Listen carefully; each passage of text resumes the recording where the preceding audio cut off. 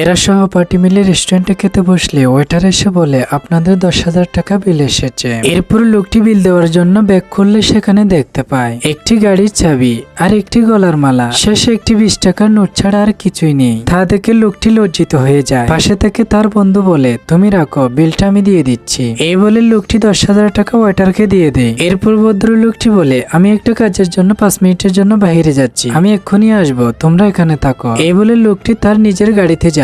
সেখানে লোকটি চকলেটের প্যাকেটের মধ্যে একটি টাকার বান্ডিল দিয়ে ব্যাগটি নিয়ে রেস্টুরেন্টে আসে আর তাদেরকে দিয়ে বলে আমার পক্ষ থেকে আপনাদের জন্য কিছু গিফট এনেছি। এই বলে লোকটি সেগুলো দিয়ে সেখান থেকে চলে আসে।